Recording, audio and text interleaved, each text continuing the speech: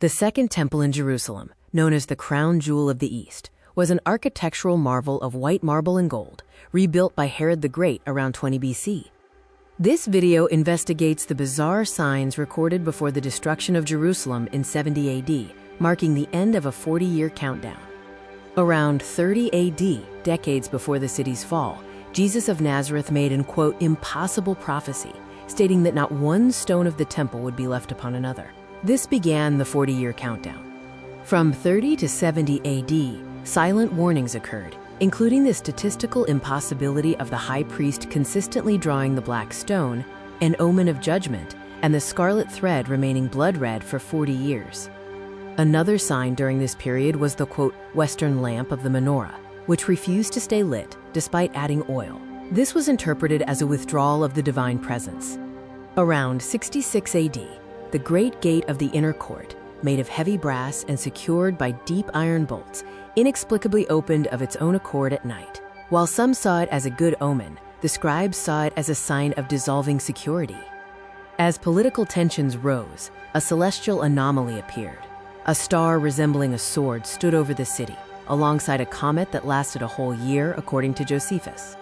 On Passover, around 66 AD, at 3 a.m., a light shone intensely around the altar for 30 minutes, making it appear like, quote, bright daytime. Scribes recorded this as a false dawn, before total darkness. Disturbingly, the laws of nature seemed to break down. Josephus records that as the high priest led a heifer for sacrifice, the animal collapsed and birthed a lamb within the temple precincts. Also in 66 AD, citizens across Judea witnessed a terrifying spectacle of chariots and troops of soldiers in their armor, running about among the clouds, surrounding the cities. The Roman historian Tacitus, a hostile witness, confirmed these events, noting hosts joining battle in the skies and the temple illuminated by a sudden radiance. He interpreted these as, quote, prodigies. During the Feast of Pentecost in 66 AD, priests felt a quaking, followed by a collective, supernatural voice heard in the inner court saying, "Let us remove hence." 4 years before the war, around 62 AD, a peasant named Jesus ben Ananias began a constant lamentation in the city, repeating only, "A voice against Jerusalem and the holy house, and a voice against this whole people."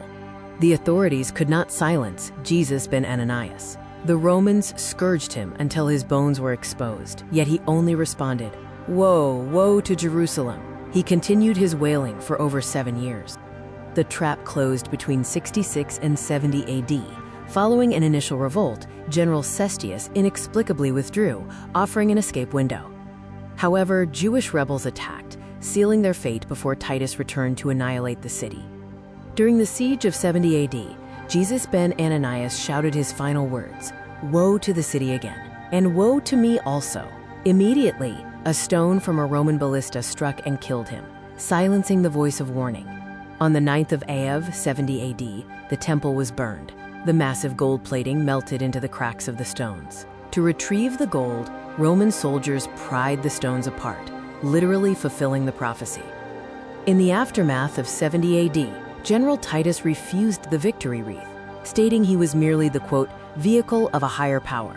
He believed there was no merit in defeating a people forsaken by their God. The accounts of these supernatural signs are corroborated across multiple historical sources: the Jewish historian Josephus, the Roman historian Tacitus, the rabbinic tradition, and the Christian record. From 30 AD to 70 AD, a 40-year window of warnings was given. The city fell not without warning, but because the signs, however bizarre, were ignored.